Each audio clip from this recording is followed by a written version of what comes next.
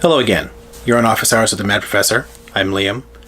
I wanted to take a couple of quick moments to share some thoughts on the political state of the United States, and to make a very strong point here that Donald Trump will not be impeached, and no one should be asking for him to be impeached. I know this comes up a lot. People want him gone. I understand the frustration and the anger. He is an embarrassment, but we're stuck with him, and we should not want to change that fact, and I'll try to explain what I mean by that.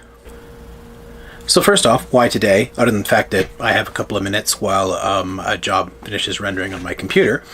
The main reason is that we had a couple of interesting pieces of news today. First off, former campaign chairman Paul Manafort was convicted on 8 of 18 counts for fraud and money laundering and cats. Hello. And we also saw that Michael Cohen, Trump's former personal lawyer, has now flipped and is cooperating with the FBI. He has signed a plea bargain and turned himself in, which now gives, there's a lot of wind in the sails of the Mueller probe, shall we say. And that may be tempting some people to think that there is some major sea change underway here, that they're going to find some way to get rid of Trump, that this will finally convince some Republicans to turn against him. That's not going to happen. So first off, based on the current political situation, Trump is the most popular Republican president of modern times. He's more popular with the Republican base than W. Bush was right after 9/11. He's more popular than Reagan was.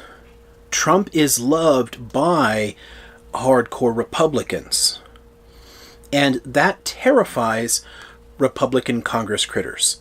They are not going to turn against him because it will cost them their jobs. And let's face it, most people in political office are not there because they're civic-minded people who want to serve their country honorably. They're there because they enjoy being in a position of power and influence. If they are to speak out against Trump, they risk that. They drive themselves out of office, they'll have a primary challenger, and they will lose support. So again, the realistic chances of significant Republican defections in the House or the Senate, don't count on it. It's not going to happen. Look at the people who are critical of him. People like Corker and Flake in the Senate. What are they doing? They're quitting. They know that they could not run for re-election and be a critic of Donald Trump. They would simply lose in their own primaries. Why bother? So by announcing retirement, it gives them time to basically attack him savagely for a couple of years, and then they're out.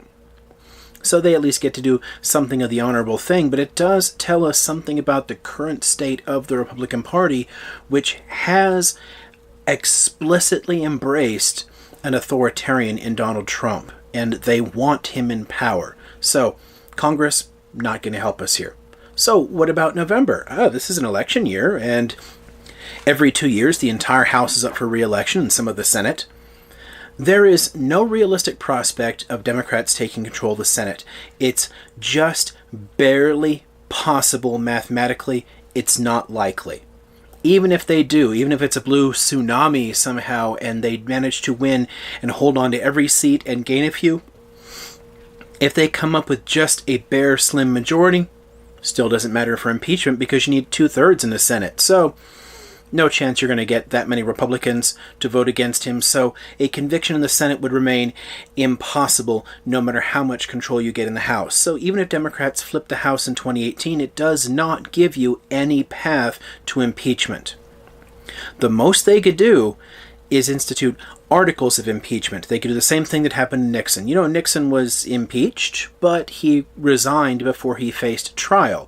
There were articles of impeachment that passed in the House, but it never got a chance to go to the Senate. He just checked out. That's not going to happen in this case. There were enough people suspicious in the party of Nixon by that time, and enough people who were still putting country before party, that it was at least possible Nixon would have been convicted in the Senate, and he did not want that to happen, so he quit. There is no chance of Trump being convicted. He knows that. Any significant analyst is going to know that, so why would he resign? He's not going to. So articles of impeachment in the House can have no actual effect legally. What it does is provide Republicans with ammunition for an electoral comeback in 2020. Because again, they're motivated. If it looks like the House is just pursuing a vendetta, and if they can spin this story into some kind of coup attempt, some kind of witch hunt, some attempt to drive him out of office, and that can work. The right is really good at emotional manipulation of voters to get people to the polls.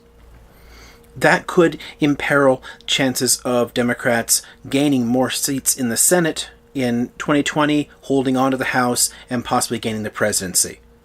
So, why pass articles of impeachment just to throw away the 2020 election? It does not help.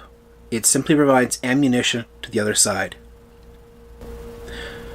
Now, the 2020 election itself, that's a whole other animal, and where we're going from here, how this is going to play out, I have a lot of thoughts on that, and I kind of like Bill Maher's expression of a slow-moving coup for what's been happening here in Washington under Trump. There is a significant effort to undermine our democratic processes, undermine the government's regulatory role, basically sabotage things, and to utterly destroy our foreign relations. There have been for decades now a policy of sabotage in so-called conservative governments, in Republican governments. We've seen this since Reagan. You saw this even more significantly under W. Bush. They work to undermine different agencies of government and to damage the liberal state, to damage its oversight role in so many areas. They frequently appoint people to positions that are opposed to the existence of those whole departments. That's not new. What's new with Trump is the level of outright disrespect for the government. What's new is the utter lack of patriotism.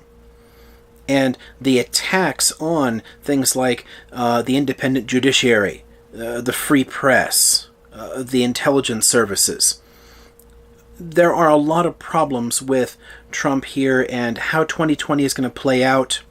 I have plenty of thoughts on that. We can talk about it on another time here, but I want to put it down the field there and say we should be focused instead on at least winning seats in 2018 and winning seats in 2020, and not gambling away the possibility of at least winning elections in 2020, because that's what I see impeachment proceedings doing. That's all I see out of it. It's simply red meat for the core base. It's a handout to certain liberals, but it's also a propaganda handout to the right that will energize them and imperil the possibility of any kind of comeback here in 2018 and 2020. So I would rather impeachment talk just disappear. We are stuck with Trump, and we should be fine to be stuck with Trump.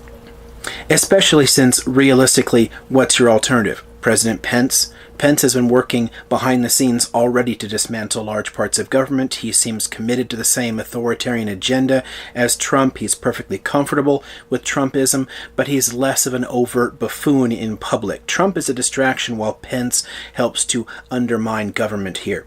Without the distraction, will he get even more done? Possibly. Because for all of its distracting powers, keeping us from focusing on the actual policy changes this administration makes, Pence would not get the same kind of coverage. Trump and his moves are talked about every freaking night on the evening shows and all through the day on cable news. Would Pence get the same level of coverage? No, because he's boring milquetoast. That in some ways makes him more dangerous. I would not be enthusiastic about a President Pence. I don't think anybody who cares about the Republican style of government, our constitutional form of government, and the rule of law should want President Pence any more than they want Trump. Pence is on the same train here as Trump. So better to have Trump in office and have that laser-like focus of a profit-driven media watching Trump, and that gets more Americans engaged in what's happening. So there's my few thoughts here on why we should not want to impeach Donald Trump. I will say goodnight for now. Once again, this is Office Hours with the Mad Professor. If you enjoy my little rants here, go ahead and subscribe and like and all that business, and I'll see you again next time.